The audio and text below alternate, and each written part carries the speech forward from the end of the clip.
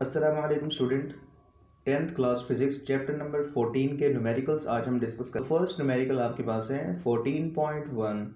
इसकी स्टेटमेंट आपके सामने है, बुक आपके पास भी होगी, वहाँ से भी आप गौर से देखें एक दफ़ा। A current of 3 milli ampere is flowing through a wire for 1। एक वायर में से 3 मिली एम्पेयर करंट फ्लो कर रहे हैं और अगर वो 1 मिनट तक करंट फ्लो कर रहा हो तो बताइए कितने चार्ज उस वायर में से पास हुए होंगे।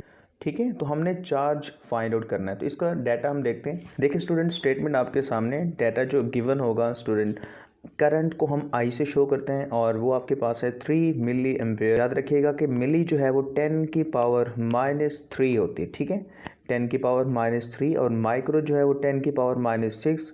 तो हम मिली की जगह हमने क्या कर दिया है, यूनिट, क्योंकि एसआई यूनिट में हमें चाहिए, स्टैंडर्ड यूनिट में चाहिए, तो स्टूडेंट मिली की जगह हमने 10 की पावर -3 लिख दिया, राइट। और एम्पेयर एज इट इज़ आ गया। टाइम कितना दिया हुआ है, 1 मिनट। हम स्टैंडर्ड यूनिट में कन्वर्ट करते हैं 60 सेकेंड। ठीक है, 1 minute is equal to 60 second. Find करना है चार्ज, क्यू हमने फाइंड आउट करना है।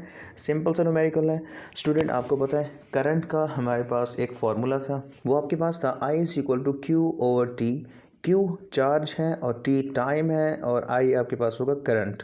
फॉर्मूले के मुताबिक क्यू हमें चाहिए तो आई और टी आपस में क्रॉस मल्टीप्लाई होंगे, तो Q is equal to I multiply by T. Current कितना दिया हुआ है स्टूडेंट, देखें 3 मिली एम्पेयर, 3 × 10⁻³ एम्पेयर, और ये आपके पास करंट की वैल्यू आ गई और टाइम आपके पास है 60 सेकेंड्स। तो इन सबको मल्टीप्लाई को 180 10⁻³ तो चार्ज का यूनिट होता है कूलम। तो सिंपल, ये आपके पास फाइनल रिजल्ट आ रहा है। क्वेश्चन में क्या था, करंट दिया हुआ है और ये भी दिया हुआ है कि अगर वो करंट जो है वो 1 मिनट तक किसी वायर में से करंट पास हो रहा हो तो बताइए कितने चार्ज फ्लो कर चुके होंगे 1 मिनट के अंदर। तो ये आपके पास वैल्यू है चार्ज की। ठीक है, क्यू चार्ज है और इसका यूनिट होता है कूलम। याद रखिएगा, ये था आपके पास फर्स्ट न्यूमेरिकल। ओके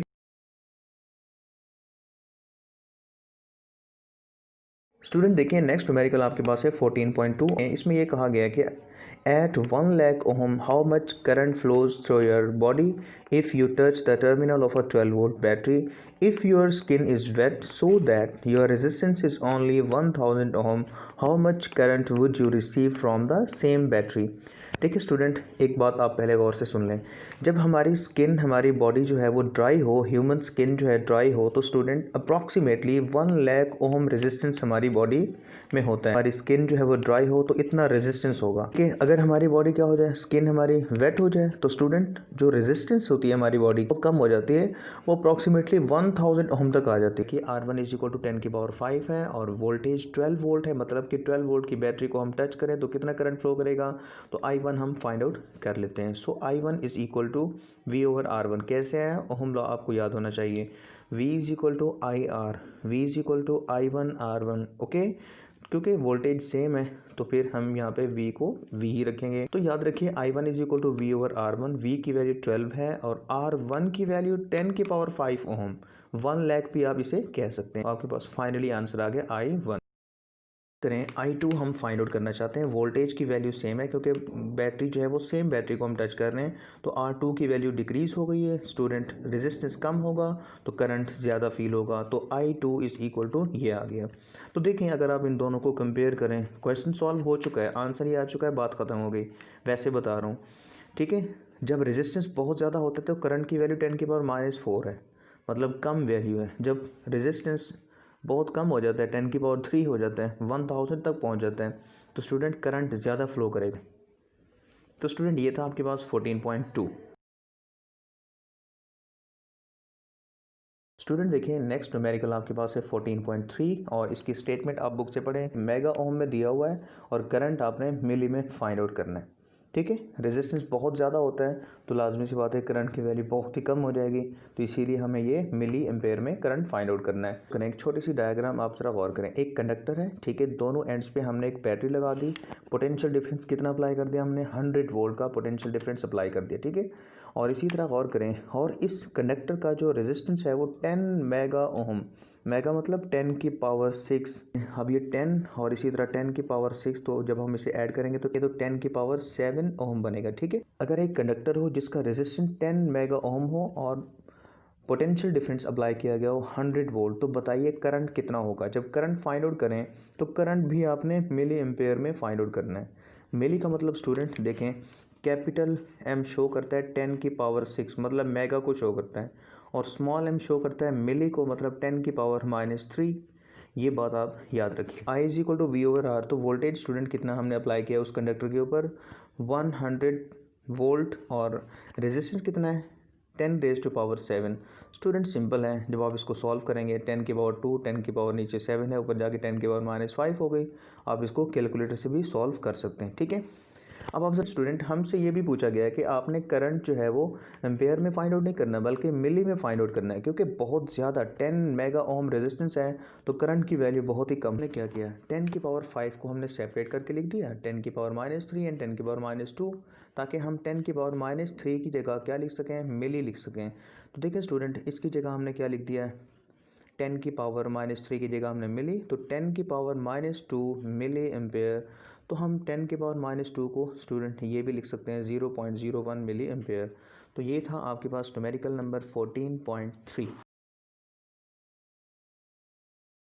के। नेक्स्ट आपके पास न्यूमेरिकल है 14.4, और ये जितने भी न्यूमेरिकल्स आपको कराए जा रहे हैं ये आपका जो सिलेबस है, जो स्मार्ट सिलेबस है, ये उसके हिसाब से उसके मुताबिक जो है ना वो ये बनाए जा रहे हैं लेक्चर का। 14.4 में आपकी स्टेटमेंट के मुताबिक ये है कि by applying potential difference of 10 volt, ठीक है, किसी भी कंडक्टर के ऊपर हमने 10 वोल्ट का पोटेंशियल डिफरेंस मतलब कि बैटरी हमने लगा से करंट फ्लो कर रहे हैं 1.5 एम्पेयर करंट फ्लो कर रहे हैं। कि देखें how much energy would be obtained. लाजमी सी बात है, जो चार्ज फ्लो करते हैं बैटरी उन चार्जेस को फ्लो करवाती है, तो वो एनर्जी ट्रांसफ़र कर रहे होते हैं, ठीक है, जिसको हम करंट कहते हैं। एक्चुअली वो इलेक्ट्रिकल एनर्जी ट्रांसफ़र कर रहे हैं। How much energy would be obtained from the current, ठीक है, 1.5 एम्पेयर जो करंट प्रोड्यूस हो रहा है, ठीक है, अगर वो करंट 2 मिनट तक फ्लो करता रहे तो बताइए कितना उस एनर्जी ट्रांसफ़र होगी उन चार्जेस की मदद से। तो आपके पास है V is equal to 10 volt, current आपके पास है 1.5 एम्पेयर। तो देखें हमने एनर्जी फाइंड आउट करनी थी। 2 मिनट तक अगर वो चार्ज फ्लो करता रहे, करंट फ्लो करता रहे, तो गौर कीजिएगा 2 minute means 2 10 raise to power 60 seconds, तो 120 सेकेंड्स आगे एनर्जी आपने फाइंड आउट। जो आपके पास इलेक्ट्रिकल वर्क डन का फॉर्मूला है W is equal to QV, ठीक है, ये आपके पास है। सो Q ये आपके पास यहाँ पे आ सकता है। आप यहाँ पे गौर कर सकते हैं, तो आपको Q कहाँ से मिला, आपको पता है करंट का फॉर्मूला क्या होता है, I is equal to Q over T। तो आपके पास Q आ जाएगा, किसके बराबर आएगा स्टूडेंट, सो Q बनेगा इज इक्वल टू IT, ठीक है। ये आप वैल्यू यहाँ पुट करें, Q की जगह हमने IT पुट कर दिया और ये आपके पास V आ गया, ठीक है। एनर्जी W मतलब एनर्जी E भी कह सकते हैं और W भी कह सकते हैं, इससे कोई फ़र्क नहीं पड़ेगा। VIT, V कितना 10 वोल्ट पोटेंशियल डिफरेंस है, करंट कितना फ्लो कर रहा है 1.5 एम्पेयर। स्टूडेंट कितने टाइम में करंट फ्लो कर रहा है 120 सेकेंड्स में, तो कितनी एनर्जी हमें मिलेगी, तो 1800 जूल हमें एनर्जी मिलेगी। ये आपके पास था एक सिंपल सा न्यूमेरिकल। 14.5 के अंदर आपको बताया गया कि 2 रेजिस्टर जो है, एक 2 किलो ओम का है और दूसरा जो है वो 8 किलो ओम का रेजिस्टर आपने सीरीज़ में जोड़ दिया है। तो याद रखें सीरीज़ में जो चीज़ सेम होती है वो करंट सेम होता है, ठीक है, करंट एक जैसा होता है, क्योंकि चार्जेस जो है ना वो आपको यहाँ पे नज़र आ रहे हैं, एक ही पाथ से फ्लो कर रहे होते हैं, उनके पास ऑप्शन एक ही होता है। पोटेंशियल का जो ड्रॉप होगा, जो डिफरेंस होगा, वो क्या होगा स्टूडेंट, आपके पास डिफरेंट होगा। ये बात याद रखिएगा, ठीक है, ये आपने याद रखना है। और R बेसिकली कैसे फाइंड आउट करते हैं आप, so RE is equal to student आपके पास क्या होता है R1 प्लस ये आपके पास आ जाता है R2, ठीक है। तो देखें हमने सिंपली ये देखा कि RE हमने फाइंड आउट करना है, इक्विवेलेंट रेजिस्टेंस हमने फाइंड आउट करनी है, ठीक है, और इसी तरह करंट भी हमने फाइंड आउट करना है। हमारे पास है RE हमने फाइंड आउट करना है। तो स्टूडेंट आपके पास दो तरह के रेजिस्टेंस, एक बात और याद रखें, अगर आप 2 किलो ओम की जगह आप लिख सकते हैं 2 10 रेज़ टू पावर 3 भी लिख सकते हैं, इससे कोई फ़र्क नहीं पड़ेगा, ठीक है। और इसी तरह ये आप लिख सकते हैं 8 10 रेज़ टू पावर 3 ओम, के की जगह आपने 10 की पावर 3 आपने लिख दिया, इससे कोई फ़र्क नहीं पड़ने वाला। हमने टोटल रेजिस्टेंस हमने फाइंड आउट करना है, सो R1 प्लस R2 आ गया, देखेगा 2 kilo ohm plus 8 kilo ohm, तो 10 किलो ओम आपको टोटल रेजिस्टेंस मिल गया, ठीक है।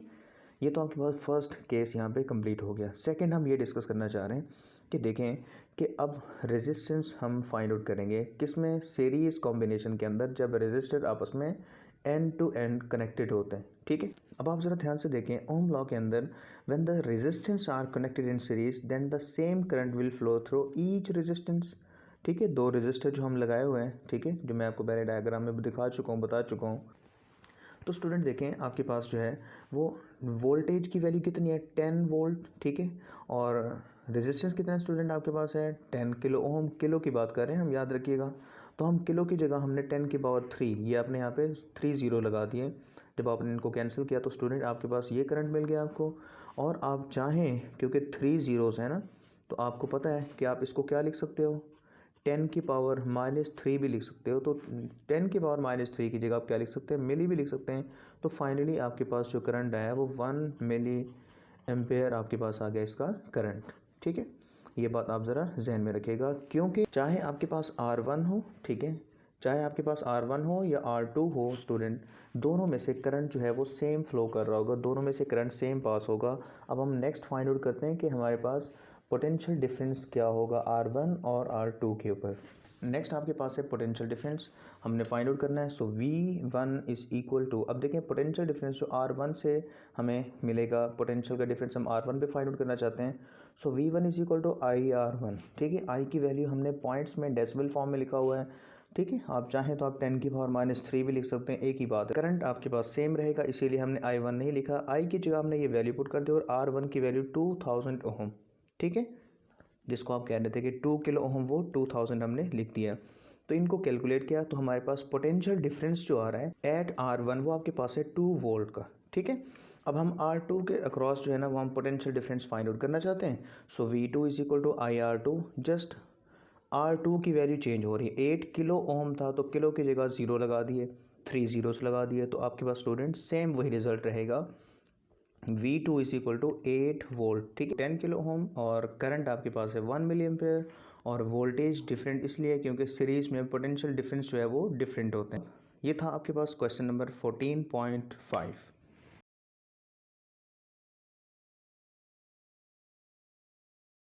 और इसमें यह कहा गया कि an electric bulb is marked with 220 volt 100 वाट। ठीक है, एक बल्ब है, ठीक है, जिसको हम सप्लाई कितनी दे रहे हैं, 220 वोल्ट, और कितनी पावर का है, 100 वाट का है। ठीक है, find the energy in kilowatt hour consumed by the bulb in 1 month, means 30 days. अगर मैं इसे 5 को 30 से मल्टीप्लाई कर दूं, ठीक है, तो आपके पास 150 आवर्स बनेंगे।